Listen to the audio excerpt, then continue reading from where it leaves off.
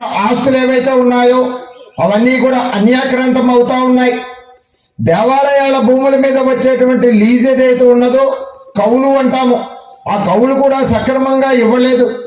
అలాగే దేవాలయాల మీద అనేక రకాలైనటువంటి దాడులు జరిగాయి. హిందువుల మీద అనేక రకాలైనటువంటి దాడులు జరుగుతూ ఉన్నాయి. అన్ని మతస్థులు మన మీద అనేక రకాలుగా అన్ని రకాల ప్రయత్నాలు చేస్తున్నారు. సామాజికంగా మనసు మారుస్తున్నారు. చెప్పతే వింటే సరే వినకపోతే మనల్ని తన్ని కూడా ఇబ్బందులు పడుతూ ఉన్నారు. ఇలాగ సమాజంలో అనేక రకాలైనటువంటి రుగ్మతలను అన్నింటినీ కూడా మనము వ్యతిరేకించలేక నిస్సహాయులైనటువంటి పరిస్థితులలో దేవాలయ ఆస్తులు కాపాడాలి, దేవాలయాల పునరుజ్జీవం జరగాలి, హైందవ సమాజం ఒక తాటి మీదకి రావాలి అనేటువంటి ఆలోచనతో యావత్ ఆంధ్రప్రదేశ్ రాష్ట్రమంతా కూడా గ్రామ గ్రామాన పాదయాత్రలు చేసి మన యొక్క హిందువులను చైతన్యవంతపరిచినటువంటి ధీరుడు శూరుడు మన యొక్క స్వామీజీ. అదే ఇక్ష్వాకు వంశానికి చెందినవాడు.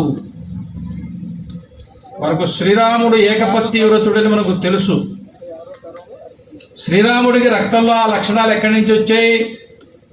అదే వంశంలో అనేక తరాలకు ముందు పుట్టి ఉన్న హరిశ్చంద్రుడు ఏకపత్ని వ్రతుడిగా ఉంటే ఆ హరిశ్చంద్రుడు డిఎన్ఏ మళ్ళీ రాముడికి వచ్చింది.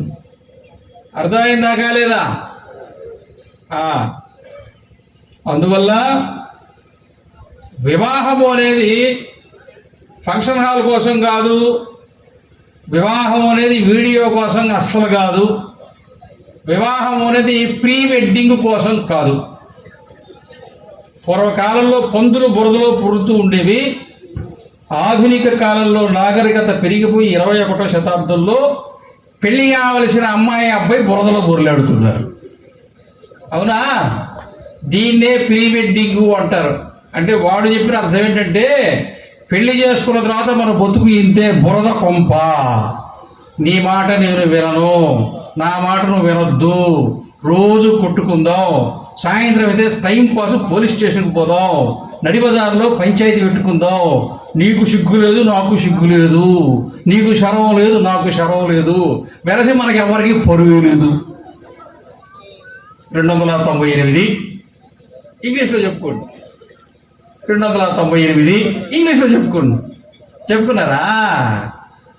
రోజు ఇంటుండే పేపర్ తీస్తే, వాట్సాప్ తీస్తే, ఇన్స్టాగ్రామ్ తీస్తే, ఫేస్బుక్